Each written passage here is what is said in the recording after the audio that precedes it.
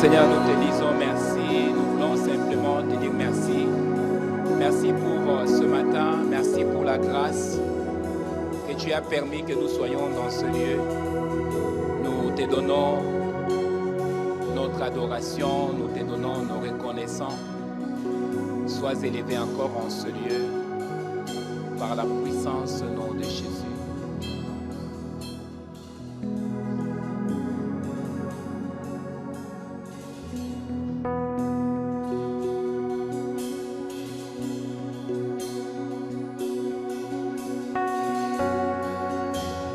Simplement de dire merci pour ce qu'il est dans ta vie, pour ce qu'il fait dans ta vie, pour ce mois de septembre, pour ce mois que Dieu a permis que tu puisses l'avoir.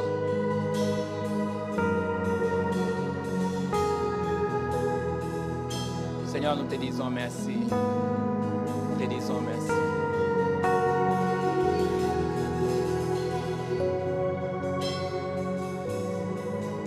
Merci. Te disons merci. C'est dans le nom de Jésus que nous avons ainsi prié avec des actions de grâce. Est-ce qu'on peut donner une bonne acclamation à Dieu?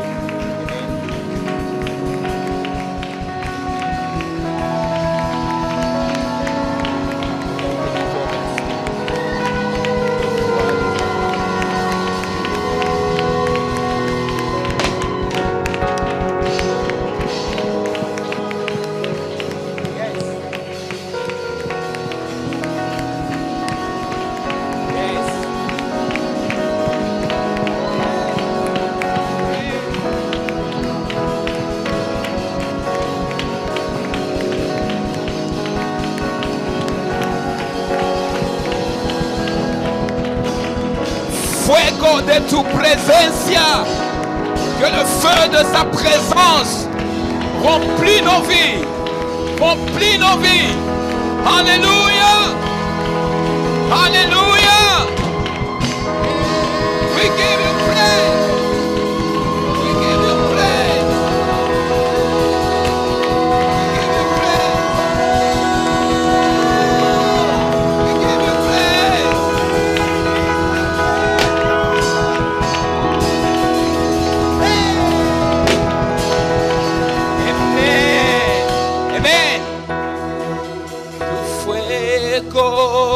De tu presencia me consume, Señor, me consume hoy. Tu fuego de tu presencia me consume hoy, me consume hoy.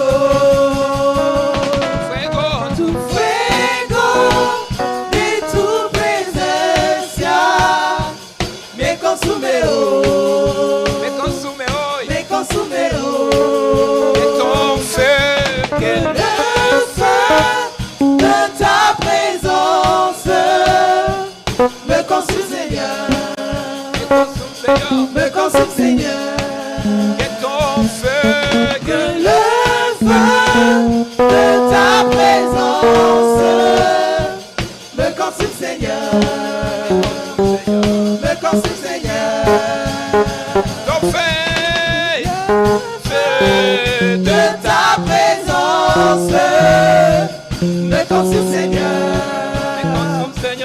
me consume, Seigneur. Que le feu de ta présence me consume, Seigneur, me consume, Seigneur.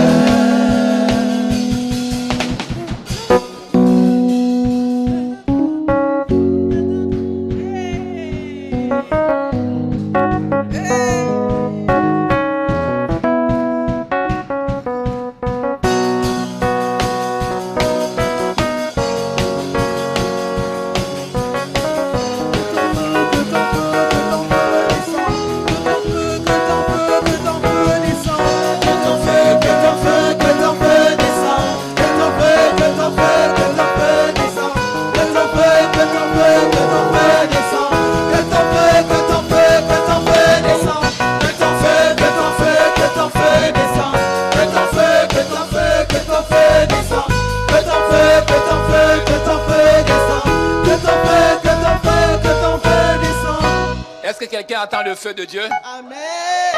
Alors si tu attends le feu de Dieu, tu ne peux pas rester assis. Tu peux sauter avec nous. Ok? On peut le faire de la bonne façon. On y va. Que ton feu. 1, 2. Que ton feu, que ton feu, que ton feu descend.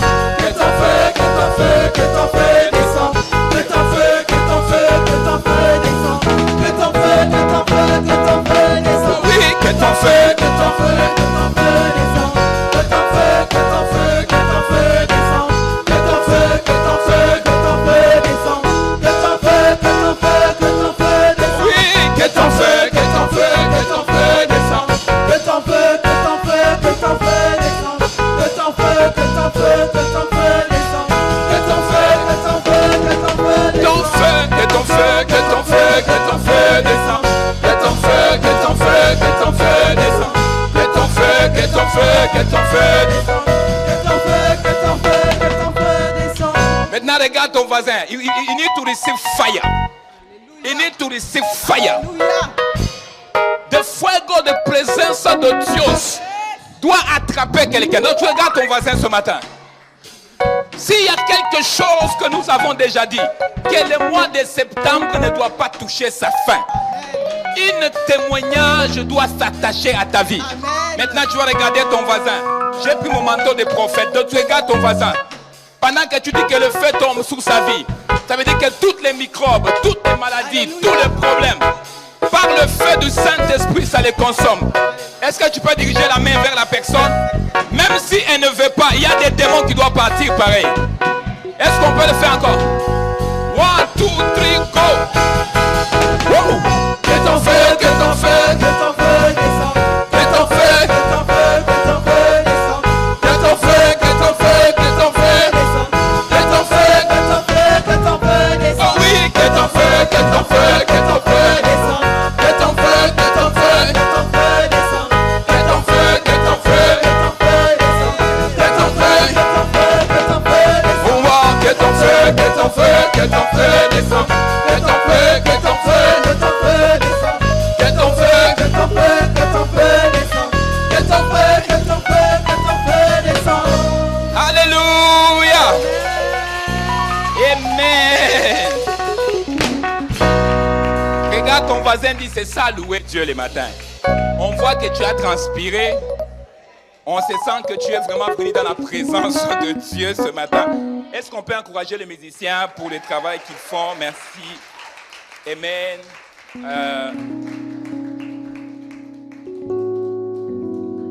Nous devons prier pour une autre sœur. J'ai reçu des messages. Souvent le matin, pas en même temps aussi on prie pour les gens, mais en même temps aussi on est là, on attend pour faire le culte, mais en même temps on reçoit des messages des gens qui sont dans l'urgence. Et ce matin, c'était une de notre sœur qui est vraiment dans une situation un peu très critique avec ses enfants. On veut le prendre, ses enfants. Et nous voulons que la main de Dieu puisse intervenir sur sa vie. Donc, juste là où tu es, vous savez, un mère, c'est l'enfant. Si vous prenez un enfant et une maman, vous le brisez carrément, vous le tuez carrément. Et nous devons prier pour cette famille. Elle vient prier avec nous, avec son bébé. Et il y a peut-être quelques mois de cela, on a prié pour l'oreille de son bébé. Il n'entend pas. Je pense en même temps aussi, il ne voit pas, hein, c'est ça. Et on veut vraiment que le Seigneur s'entende. Mais comment elle s'appelle encore? Marlene. Pour ceux qui se rappellent de Marlene, on doit prier pour elle. J'ai reçu son message ce matin. Je pense qu'il a appelé plusieurs fois. Il n'a pas été capable de mettre la main sur moi.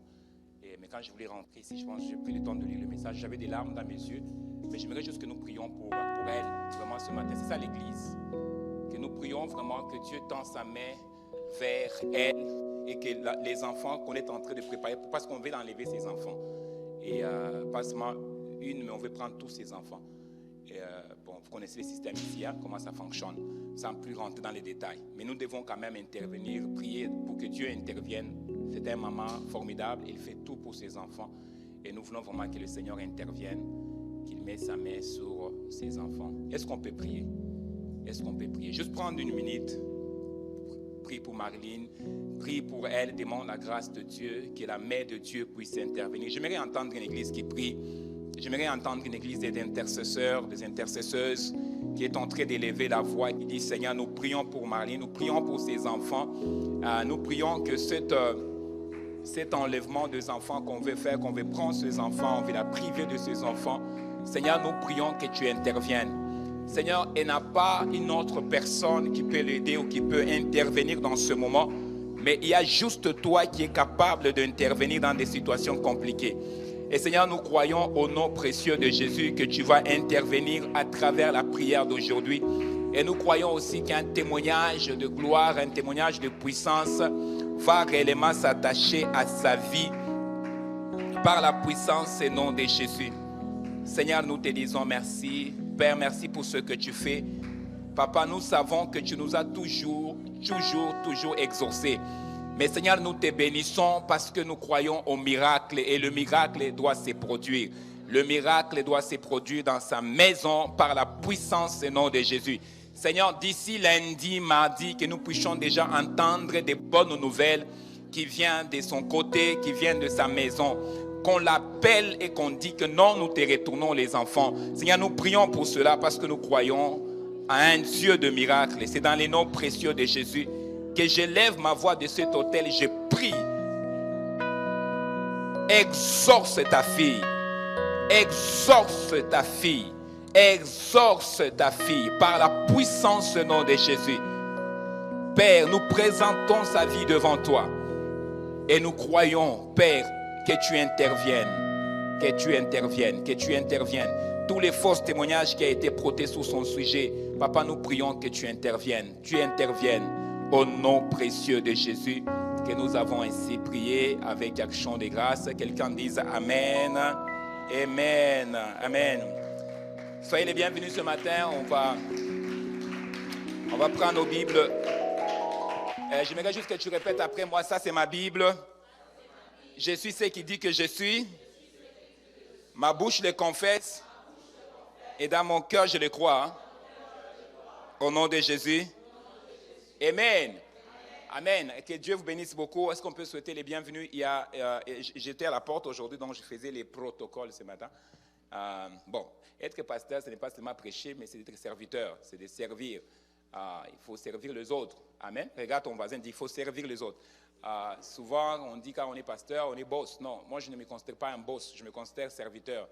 Donc j'étais à la porte, j'accueillais les gens et ce matin on a accueilli une famille formidable qui sont avec nous. Ça fait presque un an presque qu'ils sont ici au Canada. Et on est vraiment content de vous recevoir ce matin. Est-ce que vous pourrez vous mettre debout? On va vous recevoir avec joie ce matin. Soyez les bienvenus. Soyez les bienvenus. Soyez les bienvenus. Comme on dit en espagnol, soyez les bienvenus.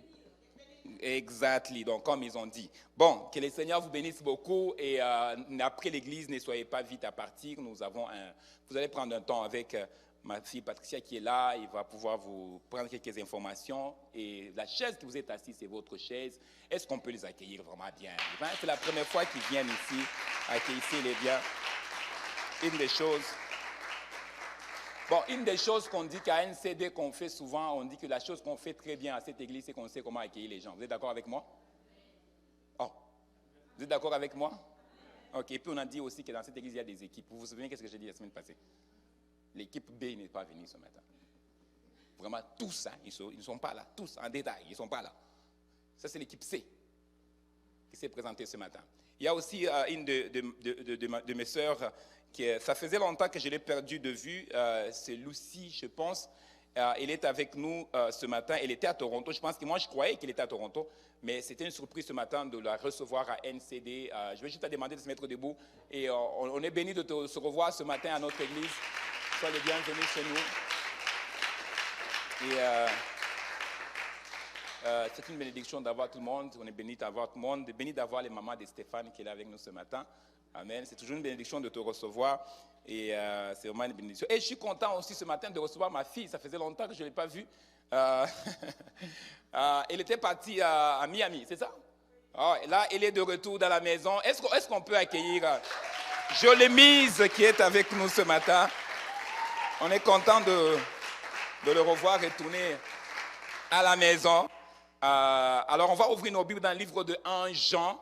Et ce matin, je vais faire quelque chose. J'avais dit qu'on va prendre un temps chaque dimanche matin, on déclare une parole prophétique sur la vie de chaque personne. Et ce matin, on va faire différent. On va déclarer une parole prophétique sur vous, mais en même temps aussi, tu vas déclarer une parole prophétique sur la personne qui est à ta gauche et la personne qui est à ta droite. Et nous sommes en train de parler sur le série que nous avons commencé, Connaître Dieu, sur la conquête de la connaissance de Dieu, sur la conquête de bâtir la relation avec le Seigneur. Nous avons commencé ça il y a 2 semaines. Et j'avais à cœur de faire ça. Je n'ai pas l'habitude de faire ça. Mais je vais le faire avant de prêcher. Amen. Il y a quelques années que le Seigneur nous a fait grâce à cette église de recevoir mon professeur de mathématiques. C'était toute une expérience parce que c'est bizarre quand tu reçois ton professeur de mathématiques à l'église. Mais en même temps aussi, c'est une connexion divine que le Seigneur a fait, une relation qui s'est, avec le temps, c'est devenu encore plus solide et plus fort. Et il n'a pas seulement été le professeur de mathématiques, mais il a été aussi une bénédiction personnellement pour moi, à travers les conseils et beaucoup de choses qui nous ont quand même aidés dans cette église. Et dans quelques jours, il va pouvoir prendre le voyage pour aller en mission pour conquérir le terre de l'accomplissement des missions. Mais ce matin, j'avais vraiment à cœur de faire quelque chose de l'habitude. Je vais bénir leur vie. Amen. Je vais bénir leur vie parce que ils ont été une bénédiction pour moi et moi aussi je vais être une bénédiction pour eux.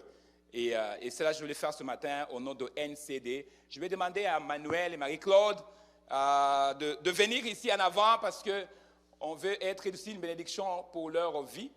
Amen. Est-ce qu'on peut les honorer ce matin?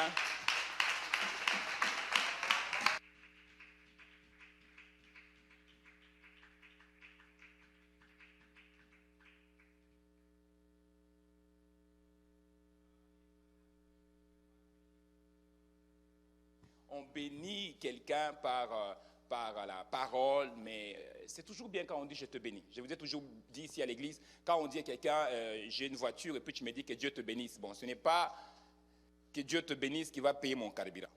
Vous êtes d'accord avec moi? Bon, c'est sûr que je vais accepter ça, mais il faut quand même que je mette le carburant dans ma voiture. Et ce matin, j'aimerais vraiment le bénir. Nous voulons être une bénédiction dans leur vie. Et je sais qu'ils ont beaucoup de choses. Ils ne m'ont pas parlé, ils ne m'ont rien dit. Mais quand j'étais dans mon bureau, c'était plus fort dans mon cœur que nous devons être une bénédiction pour leur vie. Et ce matin, nous voulons s'aimer dans votre vie. Et notre prière, c'est que le Seigneur accomplit toutes les prophéties qui a été déjà dit sur votre vie et surtout à NCD. Parce que si Dieu ne l'accomplit pas, on va prendre un Dieu de NCD comme si c'était un menteur. Donc ma prière à moi, que Dieu accomplit toutes les paroles qu'il a déclarées ici dans cette église. Et j'avais vraiment à cœur de prier pour vous, mais en même temps aussi de s'aimer dans votre vie. Que le Seigneur vous bénisse beaucoup. Vous êtes une bénédiction pour nous. Et nous vous aimons beaucoup. Moi, je vous aime plus que tout le monde. Je vous aime plus que tout le monde. Alors, vous allez juste lever les mains droites. Je vais déclarer une parole sur votre vie ce matin. Et il y a plusieurs choses que le Seigneur est en train de mettre en place. Il y a beaucoup de choses que le Seigneur est en train de mettre en place. Et pendant que j'étais en train même de parler de tout ça, le Seigneur était en train encore de me rappeler qu'il va accomplir toutes choses qu'il a parlé. Il n'y a aucune parole qui va tomber. Il n'y a aucune parole qui va tomber qu'il a déjà déclarée sur votre vie. Il y a beaucoup de choses que le Seigneur va faire et va accomplir. Et une des choses que j'étais en train de voir, je voyais une grande porte au niveau de finances qui était en train de s'ouvrir. C'est comme si le Seigneur est en train de restaurer les finances, les ressources financières. Dieu est en train de les restaurer. Vous allez vivre la main de Dieu. Et quand je parle de la main de Dieu, je parle de la main de Dieu au niveau de finances. Dieu dit qu'il va pouvoir à tout le besoin. Il y aura des fois, vous allez vous réveiller comme ça le matin, vous allez dire, mais comment on va faire pour finir la mois? Et Dieu va survenir divinement dans votre vie. Et vous allez dire, my God, on n'a jamais vécu un moment comme ça. Et le Seigneur est en train aussi de me parler aussi par rapport au niveau de santé. Et le Seigneur est en train de dire qu'il a déjà parlé sur ça. Et sa main est en action. Il n'y a rien qui va vous prendre par surprise. Parce que son sang vous couvre. Pas seulement vous, il couvre aussi vos enfants. Et couvre aussi vos petits enfants. Il y a des sujets de prière que j'étais en train de voir, que vous êtes en train de présenter au Seigneur. Et le Seigneur est en train de parler d'une restauration. Mais je vois la main de Dieu Dieu est en train de restaurer certains membres aussi même de votre famille. Et je parle particulièrement de Marie-Claude. Et le Seigneur est en train de restaurer. Et le Seigneur est en train aussi de donner la force et aussi la santé.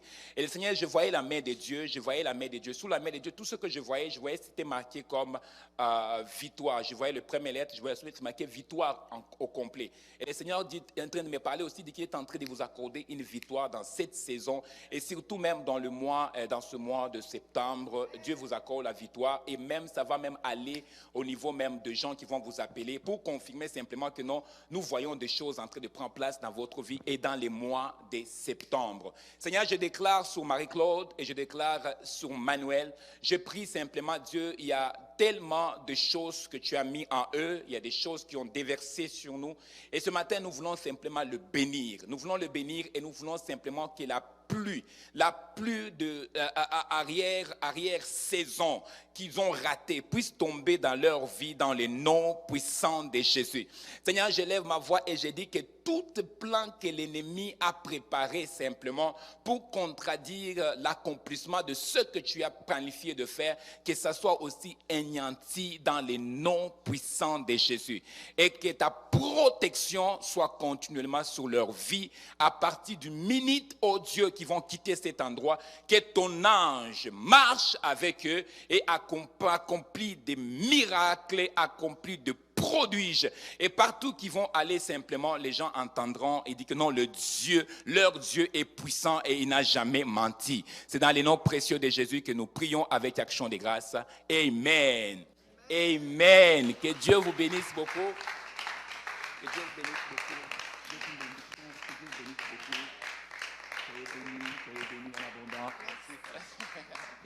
Amen. Est-ce qu'on peut ouvrir nos Bibles dans le livre de 1 Jean chapitre 17 et le verset 3.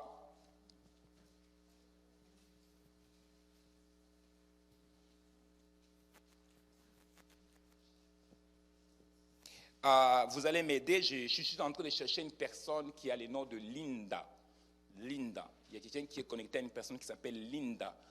Si vous les trouvez, vous allez juste mentionner. Moi, je vais continuer à parler de ce que je suis en train de parler. Je suis en train de voir une certaine Linda, qu'on doit prier pour une certaine Linda. Je suis en train de voir un accident qui est en train de vouloir prendre place.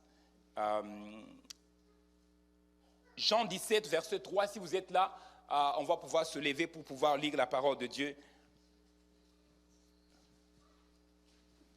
Et pendant qu'on est en train de lire, que tout retardement qui a été posé sur ta vie, que le Seigneur puisse le enlever au nom puissant de Jésus. Et que toute forme de réclamation, je suis en train de voir des réclamations, que toute forme de réclamation, que ça puisse aussi tomber dans la puissance nom de Jésus. La Bible dit, je te redonnerai toutes les années qui t'ont été volées. Que ces années te soient accordées par la puissance nom de Jésus. Ton amen est quand même pauvre, mais je le déclare quand même. Amen. Et est-ce qu'on est là? Jean chapitre 17, verset 3, qui est notre verset clé. Et nous allons pouvoir continuer avec le point de ce matin. Vas-y. Jean 17, 3. Or, la vie éternelle, ceux qu'ils te connaissent, toi, le seul vrai Dieu, et celui que tu as envoyé, Jésus-Christ. Amen. Est-ce qu'on peut prendre nos places? Nous avons commencé cela depuis 2 semaines. Nous avons commencé par dire connaître Dieu multiplie la faveur, vous donne la paix et vous conforme dans une grande assurance sur toutes circonstances. Et nous avons continué, nous avons parlé connaître Dieu, vous rendre libre de toute forme d'esclavage. Et nous avons continué aussi, nous avons dit connaître Dieu, vous faire de prières avec précision et ensuite vous prépare à faire des exploits avec Dieu. Et nous avons dit aussi connaître Dieu est le seul moyen de connaître véritablement qui vous êtes et à vous apprécier et à connaître aussi le véritable valeur que vous avez. Amen. Et aujourd'hui, nous allons continuer sur ça. Nous allons parler sur connaître Dieu à une certaine dimension de vous délivrer de la folie de l'orgueil. Waouh, waouh, waouh, waouh, waouh.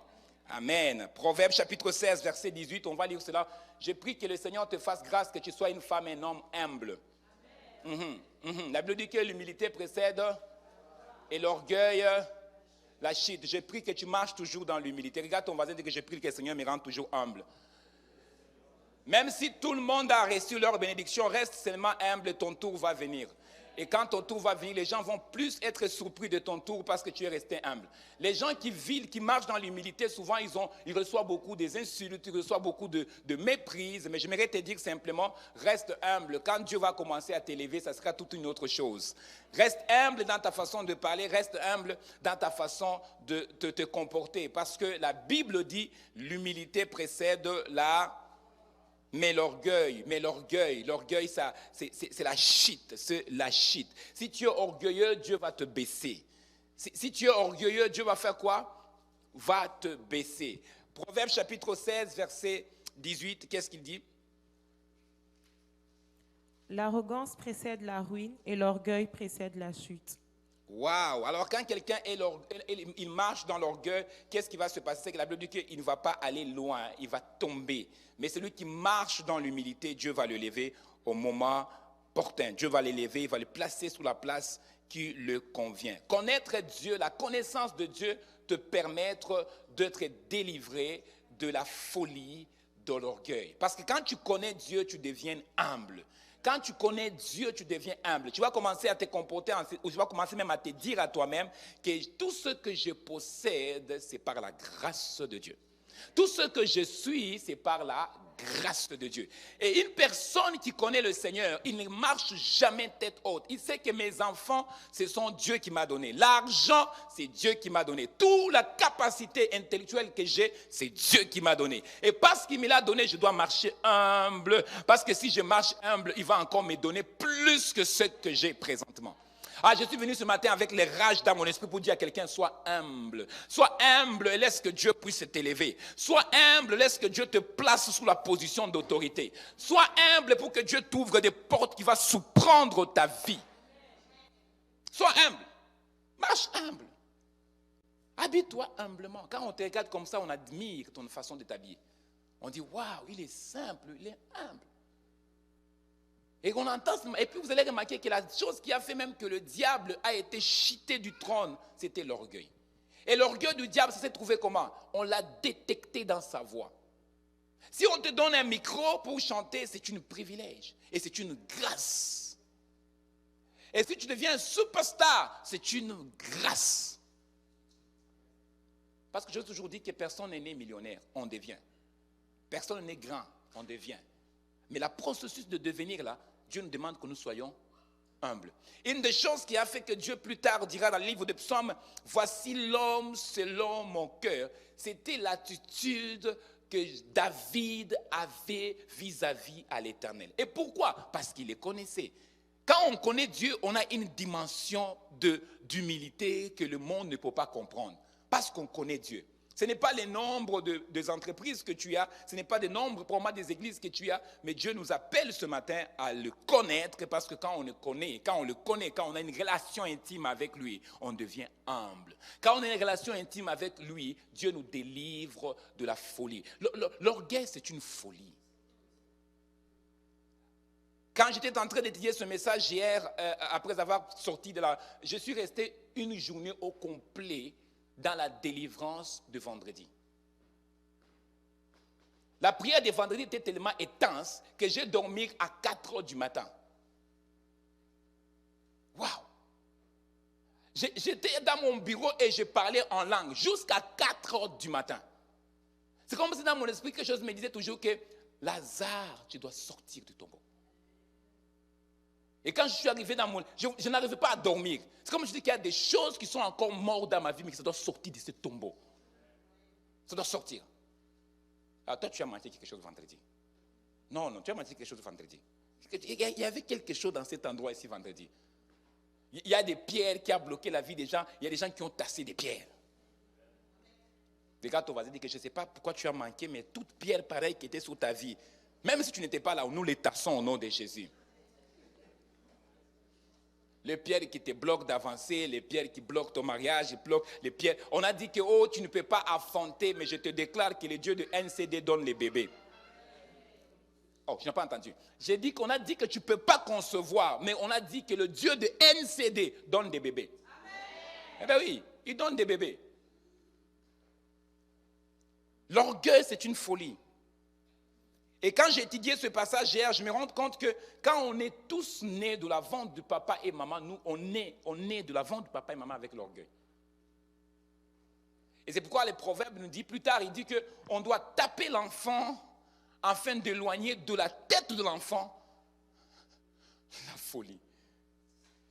Vous savez, dans l'Afrique, les gens tapent les enfants, mais il y a d'autres qui exagèrent un peu. Ce n'est pas taper pour taper, mais c'est comme c'est la punition. Mais on dit tape l'enfant pour enlever un peu la folie d'orgueil. On enlève cette folie parce que cette folie, plus tard, c'est ça qui engendre à une personne, il devient très orgueilleux. Nous sommes tous nés de l'orgueil. On a ça à nous. Il y a une personne qui dit non, moi je n'ai pas ça. On est des papas et mamas avec l'orgueil. Mais la Bible dit que quand on connaît Dieu, quand on connaît Dieu, Dieu nous délivre de cette folie de l'orgueil. Vous avez remarqué quelqu'un dans sa famille, son père est très orgueilleux, très orgueilleux. Sa maman, elle est très orgueilleuse. Et lui aussi, maintenant, quand il sort de cette partie-là, tu le vois qu'il est très orgueilleux. Ça va même dans le ministère. Vous allez voir quelqu'un dans le ministère, il est un pasteur, mais il est très orgueilleux. Moi, j'ai parlé même avec, on parlait avec Manuel l'autre fois. Tu le vois juste même sous la face, comment la personne elle est très orgueilleuse. Tu le vois, ça se dégage même sous son regard, qu'il est très orgueilleux. Mais quand on connaît Dieu, tu ne peux pas connaître Dieu et rester orgueilleux. C'est impossible. Tous les hommes et des femmes qui ont fait l'expérience d'être dans la relation avec le Seigneur, ce sont des hommes et des femmes qu'on le voit que ce sont des hommes et des femmes qui sont humbles. Ils sont humbles. Une des pasteurs que j'aime et que j'admire beaucoup, le pasteur Chris, une fois je l'ai écrit, c'est un grand pasteur ce monsieur-là, c'est un grand pasteur. Une fois je l'ai écrit et il y avait des questions que je me posais, puis je l'ai écrit pendant ma formation, je l'avais écrit, posé des questions. Il m'a répondu. Il n'a même pas attendu une heure. Non, il m'a répondu. Il m'a donné toutes les réponses que j'avais besoin. Et ça m'a choqué. Je me dis, oh, this man is a big pastor. Mais quelque chose que j'ai appris avec le temps de ce monsieur, il est très humble. Et c'est comme ça que vous voyez que Dieu l'utilise encore puissamment, parce qu'il est humble. Si tu veux que Dieu t'utilise encore puissamment dans tout ce que tu fais là, il faut que tu sois humble. Que tu sois humble. Mais pour être humble, il faut que tu sois d'abord délivré de la folie d'orgueil. Parce qu'il y a l'orgueil en toi. Il suffit seulement que tu touches 300. Il y a des gens, quand ils touchent seulement $2000 par semaine, vous ne pourrez même pas le voir. Sa façon de parler change. Sa façon d'agir change. Juste l'argent rempli dans ton compte. Là, on va voir si tu es humble et si tu es... Change la voiture. Change seulement la voiture. Achète un Audi ou un Infiniti. On va savoir tout de suite ton vraie couleur. Achète une grande maison dans les quartiers tranquilles. Là où Dieu parle tout en matin. Donc, dans les quartiers où nous sommes toujours en week-end. Il y a des quartiers où ce n'est pas le week-end. Il y a des quartiers où quand tu es dans les quartiers, tu as l'impression que c'est la fin de semaine. Il y a des quartiers où quand tu es là, c'est comme dans mon quartier à moi, il n'y a pas les fins de semaine. Tu as l'impression comme si ça bouge trop. Mais il y a d'autres quartiers, quand tu es là-bas, je suis allé visiter une maison de mes filles dans son quartier. J'ai même dit que dans ton quartier, nous sommes toujours la fin de semaine.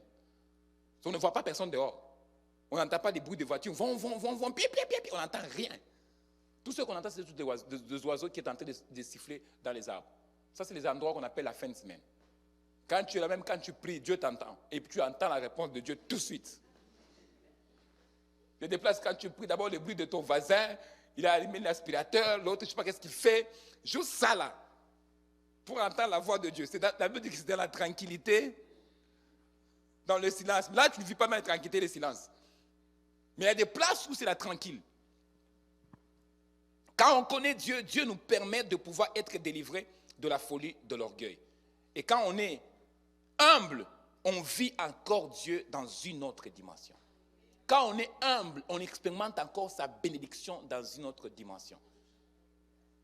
Mais si tu ne connais pas Dieu, mais c'est pourquoi tu es orgueilleux. N'oublie pas, j'avais dit la semaine passée que ce n'est pas que tu viennes à l'église ou que tu es dans un ministère, c'est ça qui fait que tu connais le Seigneur. La Bible dit dans le livre de Matthieu, il dit simplement que beaucoup viendront, plusieurs viendront en disant, nous avons prophétisé. Oh, prophétisé. Oui, nous avons prophétisé dans ton nom.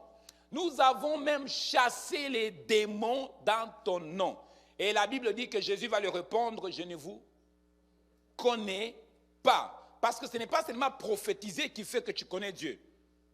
Oh, Ce n'est pas seulement parler en langue qui te fait que tu connais. Parce qu'il y a des gens qui parlent en langue, bikopo, mais ils ne connaissent jamais Dieu. Et d'ailleurs, même quand j'ai dit bikopo, la semaine passée, j'ai prêché à une église pas une église espagnole, une église à Québec, et puis j'ai dit bikopo. L'interprète qui était à côté là, il n'a rien compris. Et il pensait que c'était un magasin. J'ai dit non, ce n'est pas un magasin. Et quand il a donné son interprétation, j'ai tellement ri. Pour ceux qui ont suivi les directs, on était partis avec Darn, et c'était tellement drôle. Connaître Dieu. Quand on connaît Dieu, on est délivré de la folie d'orgueil. Et j'ai prié que ce matin, que Dieu puisse te faire grâce, que tu puisses chercher à lui connaître. Quand on le connaît, on est délivré de cette folie. Et cette folie, qu'est-ce que cette folie fait? Cette folie nous empêche de rentrer même dans l'appel que Dieu a placé pour notre vie. Cette folie nous empêche, quand je parle de folie ici, je parle de la folie de l'orgueil. Cette folie de l'orgueil nous empêche de voir le plan précieux que Dieu a préparé pour notre vie. Vous savez, dans le livre de Jérémie, Dieu dit que je sais les projets et les plans que j'ai tracés pour toi. Mais quand on est très orgueilleux, on n'arrive pas à voir le plan que Dieu a placé pour notre vie. L'orgueil nous rend des fois aveugles de voir des personnes que Dieu a placées à côté de nous qui peuvent nous aider demain. L'orgueil nous rend aveugles de voir des personnes que Dieu a mis à côté de nous pour nous amener dans une autre dimension. C'est pourquoi, mon ami, il faut que tu comprennes quelque chose, ma soeur et mon frère. Chaque personne que Dieu met à côté de toi, il est une source de bénédiction. Oh, je pense que tu vas dire un bon amen. Chaque personne que Dieu met à ta côté, à ta gauche, à ta droite, même à l'église, il est une source de bénédiction. Mais quand on est dans l'orgueil, on ne peut pas voir cette source de bénédiction qui est à côté de toi. Je vous ai toujours dit, ma fille Stéphane, quand je lui ai donné la prophétie pour la première fois dans l'église, où je l'avais dit que d'ici la fin de cette année, tu vas te marier, son mari était juste là, à l'église, cet dimanche-là. Vous l'avez vu, hein? Vous l'avez vu, il est venu ici, non? Qui l'avait vu? Il est venu ici. Mais les jours où que j'ai prêché, il avait des rastas, comme mon fils ici. Il avait des rastas façon, et il avait percé les oreilles. Et il me demandait, j'imposais les mains sur les gens, et puis il y avait tellement l'onction. Lui, il était au fond, et il me disait, mais moi aussi. Et quand j'ai commencé à prier pour lui, le Seigneur m'a dit que c'est lui qui va être le mari de cette sœur. Mais il ne se connaissait pas. Il venait juste d'arriver à l'église. La semaine qui a suivi, il est parti couper les cheveux. Le dimanche où j'ai imposé ma main sur lui, j'ai encore la photo. Il a coupé les cheveux après la prédication. Il est devenu un bon garçon. Puis le dimanche qui a suivi, il a invité la sœur au restaurant. C'est parti par là-bas. Vous aussi, vous invitez trop les sœurs au restaurant, pardon.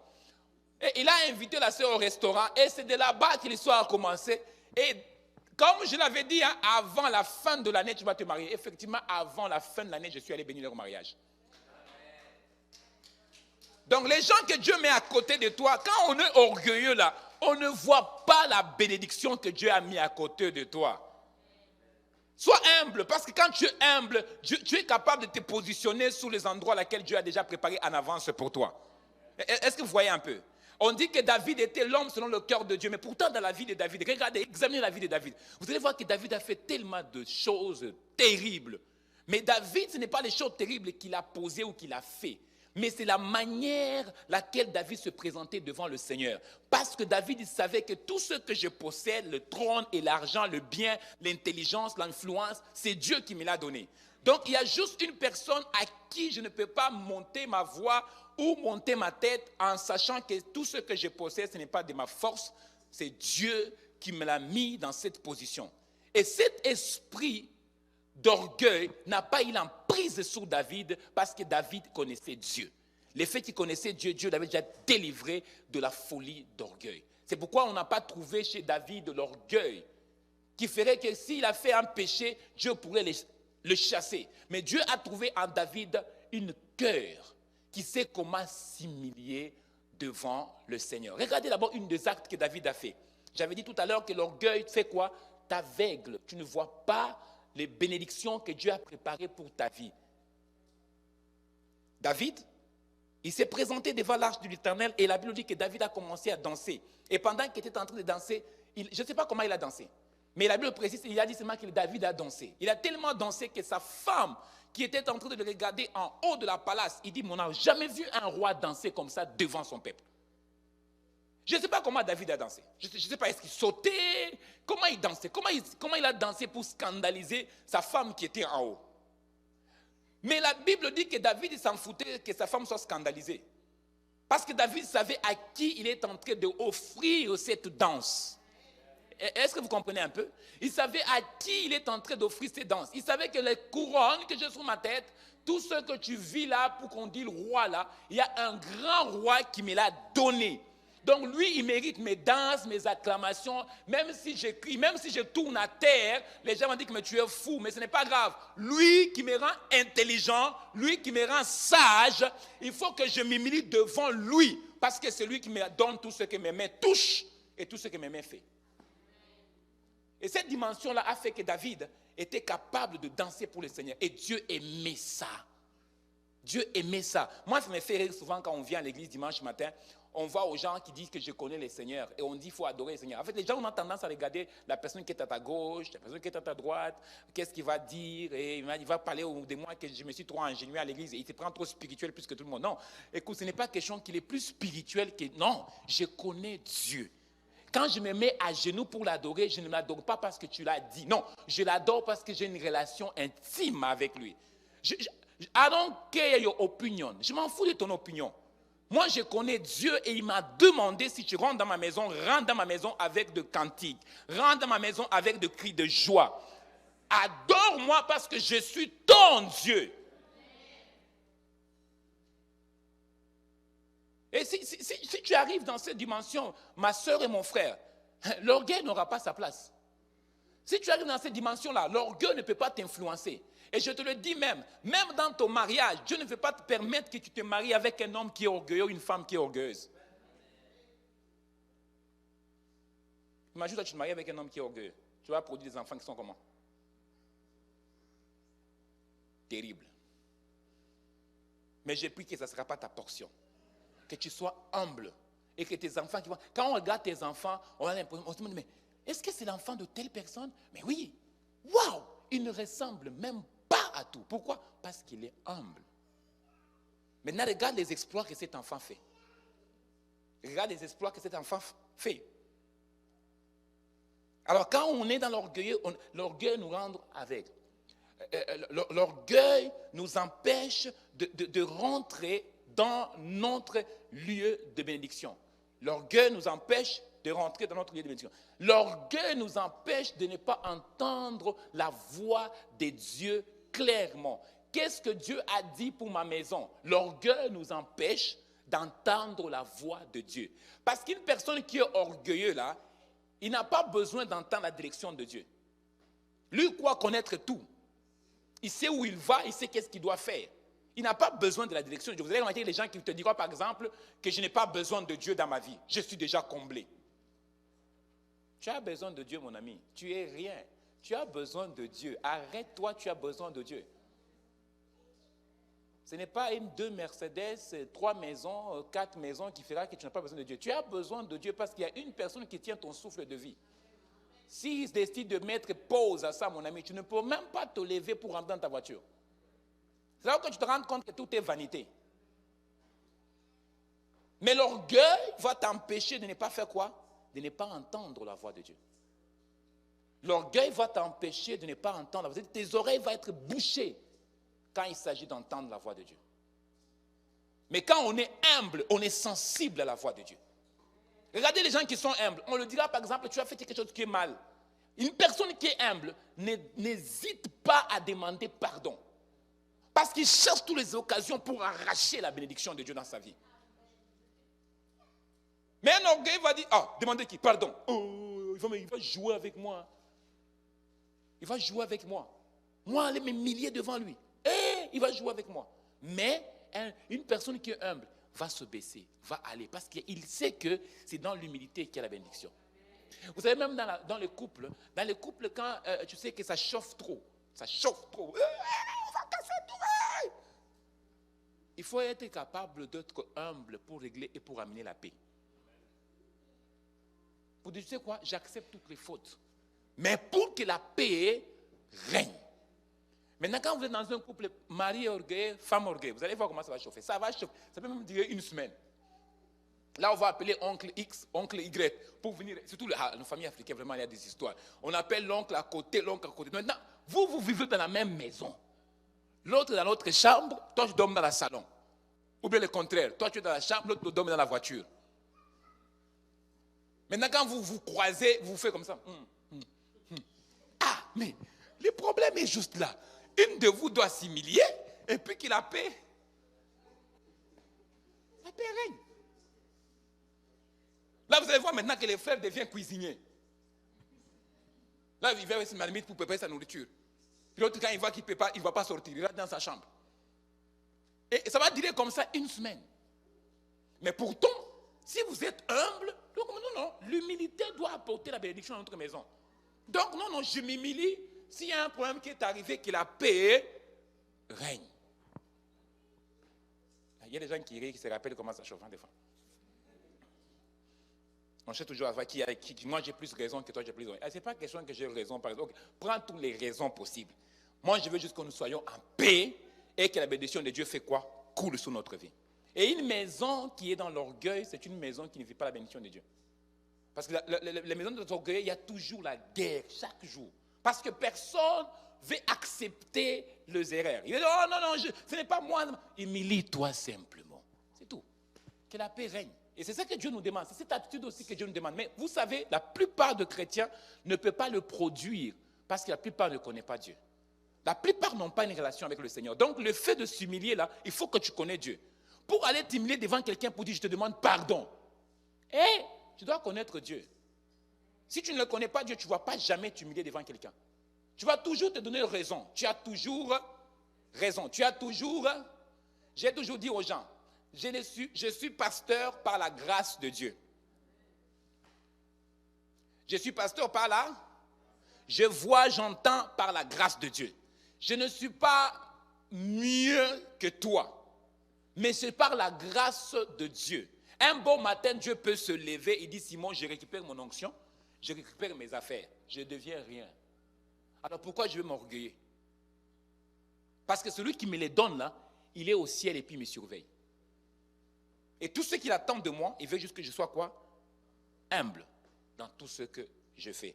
J'ai pris ce matin que le Seigneur te délivre de la folie d'orgueil qui t'empêche de ne pas entendre la voix de Dieu. Des fois, Dieu te parle sur des histoires, mais parce que tu es orgueilleux, tu ne veux pas juste relâcher et t'humilier devant son trône. Dieu te parle sur des choses, mais tu tiens. Non, Dieu, ça c'est mon caractère. Dieu, tu fais ça là, tu n'auras pas un caractère. Dieu, oui, laisse aller. C'est ton caractère, Dieu, il sait. Oui, mais il veut que tu laisses aller. Tu as été crucifié à la croix, toute ta chair et tous tes désirs. Maintenant, si tu vis, ce n'est plus toi qui vis. C'est Christ qui vit en toi.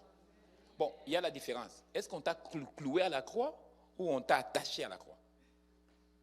Parce qu'il y a des gens qu'on ne les a pas cloués à la croix, on les a juste attachés à la croix. Alors quand je parle de connaître le Seigneur, pour eux, ça fait comme si on le barrasse, ça ne fait rien. Mais si tu as été cloué à la croix, tu sais qu'il y a des choses que tu ne peux plus faire. Tu as envie de le faire, mais tu ne peux pas, tu es coincé parce que ta main est clouée à la croix. Tu veux gifler quelqu'un, tu ne peux pas. Mais Dieu dit qu'il applique maintenant l'humilité. L'humilité, ça veut dire quoi? Demande seulement pardon. Vous voyez, Jésus a dit à quelqu'un, il dit simplement, il dit, si quelqu'un te frappe à l'œil, à la joue gauche, tu dois le donner quoi? Faisons un peu cette pratique. Regarde ton voisin, est-ce que je peux juste engager à gauche?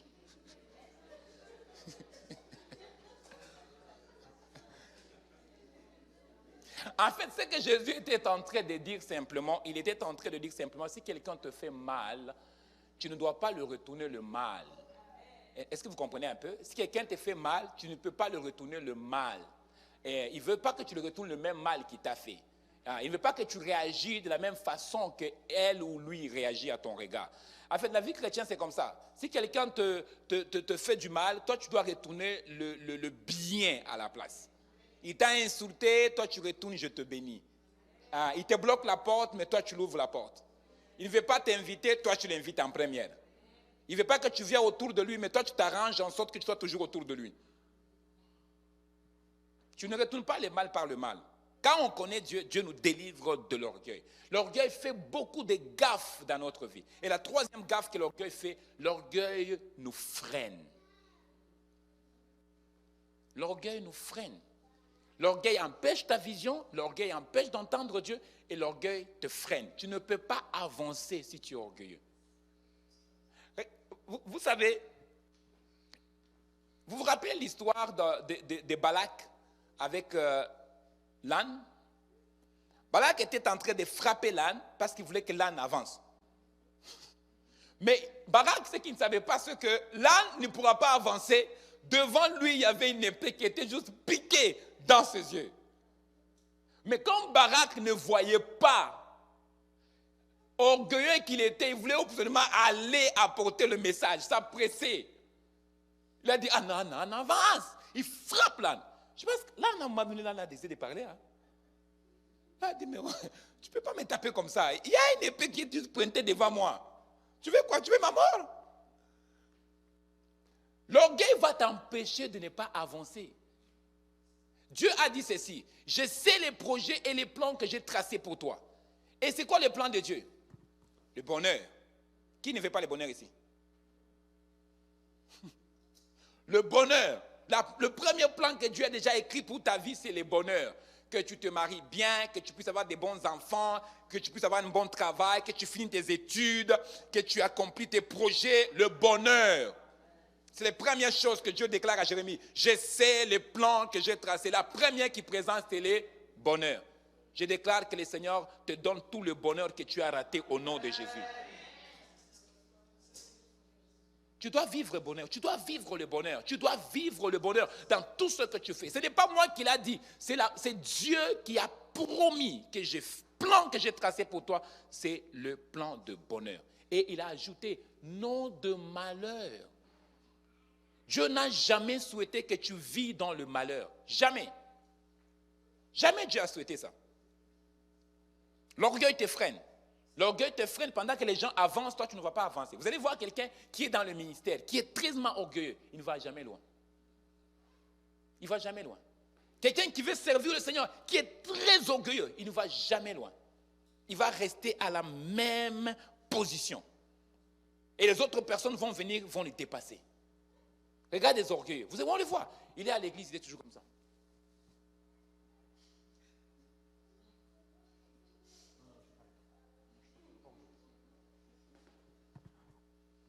Pendant que les gens se lèvent pour taper les mains, lui il est toujours comme ça. C'est-à-dire, il observe tout. Je vous ai raconté l'histoire de mon fils Cédric.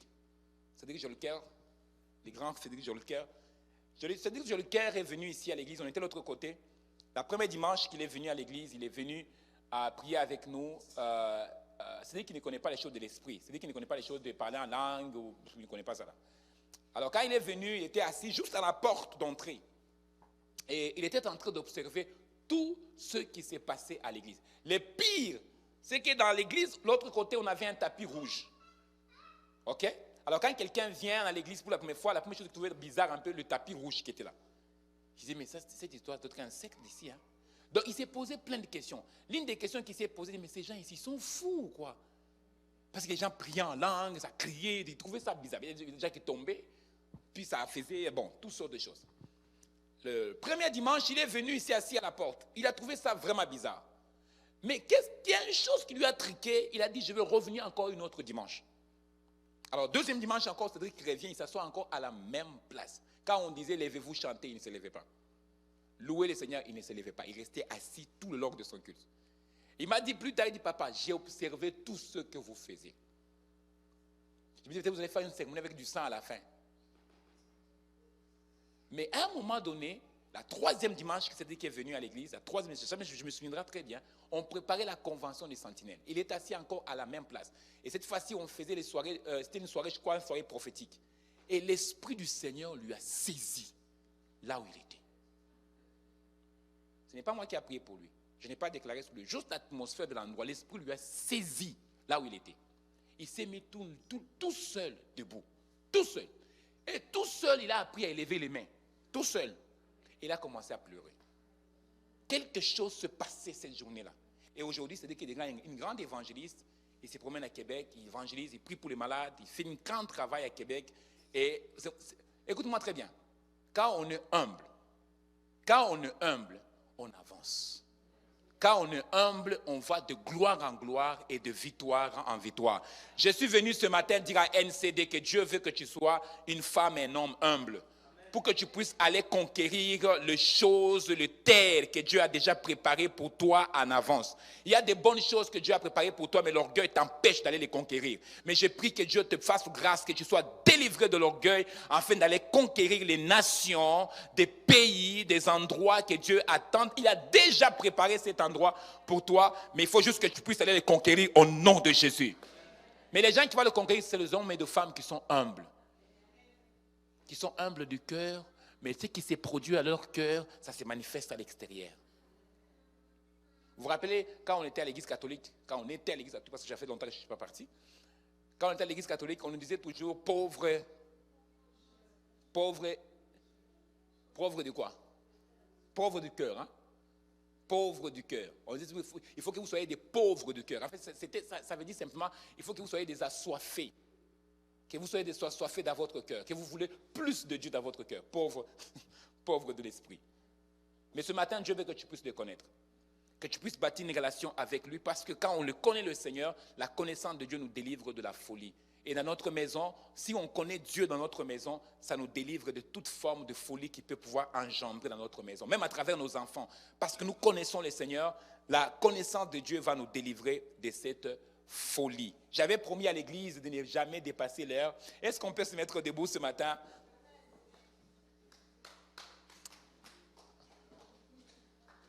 Ah oui, j'ai fait un grand effort, un très grand effort. Ça, c'est pas pasteur Simon, mais c'est un grand effort, un grand exploit de respecter l'heure. Mais j'aimerais juste déclarer une parole sur quelqu'un ce matin. J'aimerais juste déclarer une parole sur quelqu'un. Est-ce qu'on peut juste lever ta main? Et je sais que le message était simple ce matin. Dieu veut que tu puisses le connaître, afin que la connaissance de lui va te permettre de pouvoir être délivré de la folie. Je sais que tu es là ce matin, tu dis, pasteur Simon, ce message que tu as dit ce matin me concerne. Je prie vraiment et je vais être un homme, une femme humble dans tout ce que je fais. Je vais être humble dans ma prière, humble dans le service, humble dans tout ce que je fais. Que je puisse dégager l'humilité partout que je vais aller.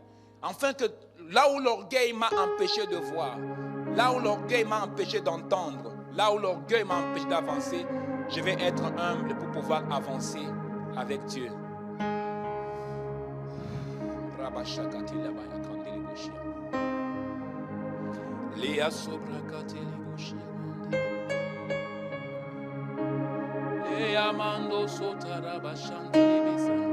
Commence juste à parler avec Dieu.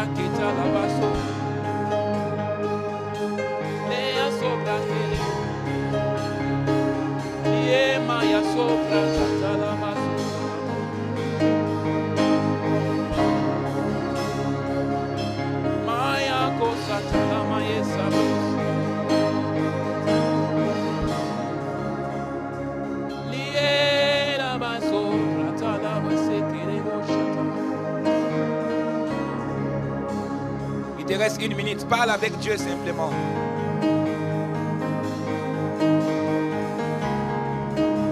Je vois quelqu'un en train de prier, quelqu'un qui prie pour sa fille. Quelqu'un qui est en train de prier beaucoup pour sa fille. Que Dieu doit intervenir dans la vie de sa fille. Que le Seigneur puisse exaucer ta prière. Ah, la sobrakata là-bas.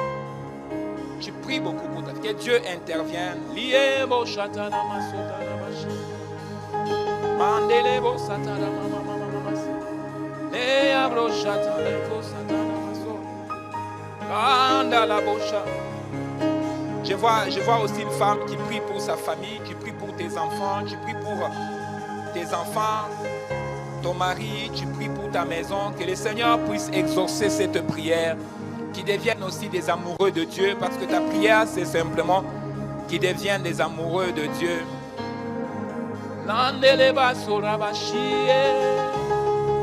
Commence simplement à dire à Dieu, Seigneur, fais-moi humble, que je puisse être une femme humble dans tout ce que je fais. Je ne prends pas la gloire qui t'est due, je voudrais être simplement humble.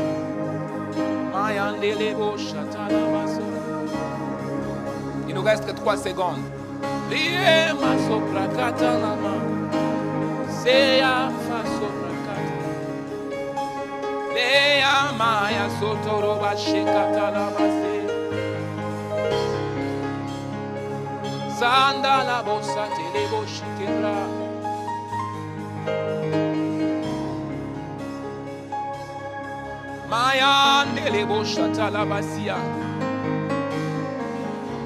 Je suis en train de voir l'ange de Dieu juste là, derrière ma maman Agneau. Ma maman qui est là. Je vais demander juste à maman Agneau qui est là, juste tu peux imposer la main sur maman qui est en verre. Impose la main sur, au niveau de ses pieds. Au niveau de ses pieds. Le Seigneur est en train d'opérer une grande guérison dans son corps. Le Seigneur est en train de guérir. Seigneur, nous sommes en train de prier. Il nous reste encore 1 seconde. Prie. Commence seulement à prier là où tu es. Dieu doit te délivrer de cela. Dieu doit te délivrer. Moi, je vais faire du ministère, mais toi, prends le temps de prier. Prends seulement le temps de prier. La sora bachande les bosatalaba. Zuye yamaya saki alaboshi kiraba sotalaba. Maya sola maya kelaboshi. Landele bosatalaba shiatalabosia. Tatabaya so.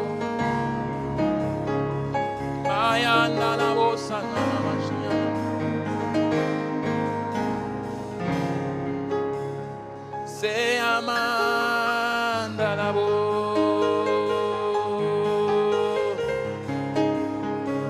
C'est Amaya qui a la bosita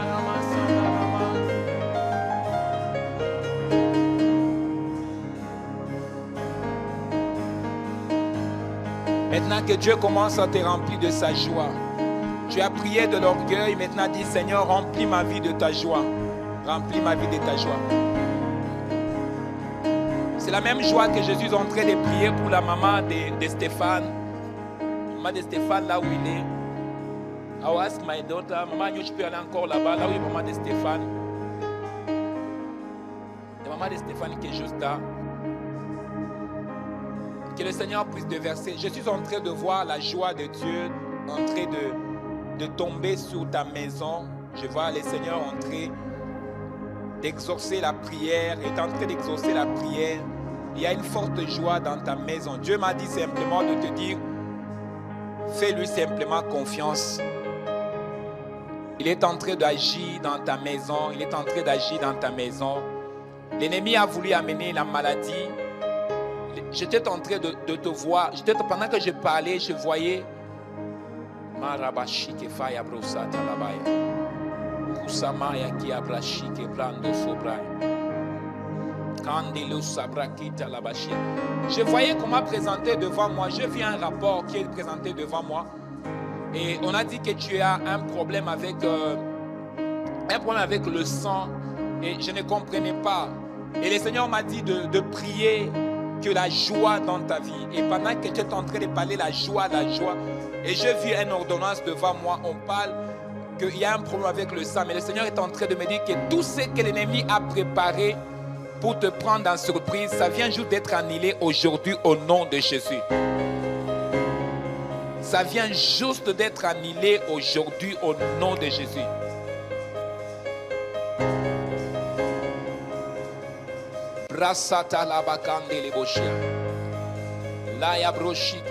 Alors, maman, garde ta main sous son épaule et je vais redéclarer sur sa maison, sa vie. Père, je prie maintenant, par la puissance et nom de Jésus, J'ai pris que ta main saisit sa maison à partir de maintenant. Que les nouvelles choses commencent dans sa maison maintenant. Et quand il va partir à la maison, Seigneur, une ère nouvelle commence à prendre place dans sa maison. In the mighty name of Jesus. In the mighty name of Jesus. In the mighty name of Jesus.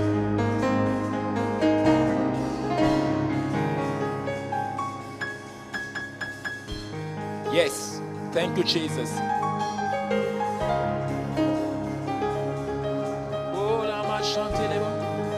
Maintenant, tu vas m'aider. Tu vas diriger ta main sur ton voisin, ta voisin. Et tu vas commencer maintenant à dire ce que je suis en train de te vouloir te dicter.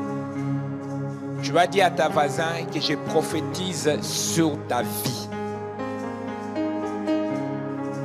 Qu'à partir de maintenant, je prophétise sur ta vie. Est-ce que tu peux diriger la main? Je ne vois pas le main dirigé vers ton voisin. Dirige la main vers ton voisin. Dis, je prophétise sur toi. À partir de maintenant, que Dieu commence à visiter ta maison comme il n'a jamais visité ta maison. Si tu n'as pas connu des témoignages de la part de Dieu, je prophétise ce matin que les témoignages des bonnes choses va commencer dans ta vie à partir de ce matin. Dans le nom de Jésus.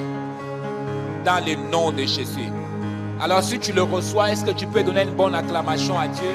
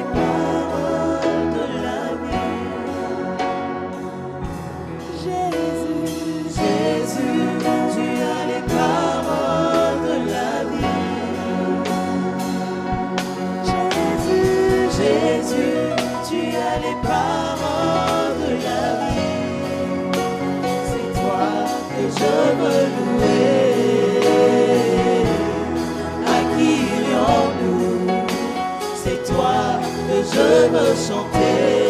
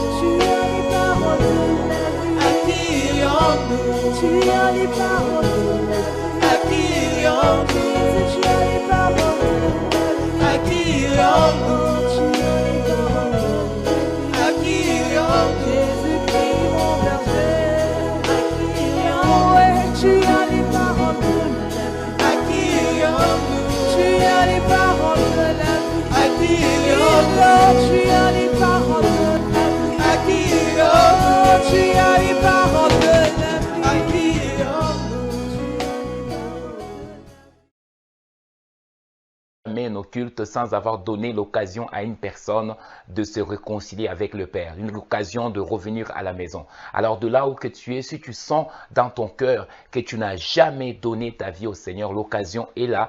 J'aimerais que tu fasses cette simple prière avec moi ce matin. La Bible dit qu'il y a la joie quand une personne vient au Seigneur. Alors répète cette prière avec moi. Juste penche ta tête de l'endroit où laquelle tu es et répète cette prière. Dis simplement, Seigneur Jésus-Christ, merci. Merci d'avoir choisi de mourir à la croix pour moi. Je t'accepte ce matin comme le Seigneur et Sauveur de ma vie. Je me repens de tous mes péchés.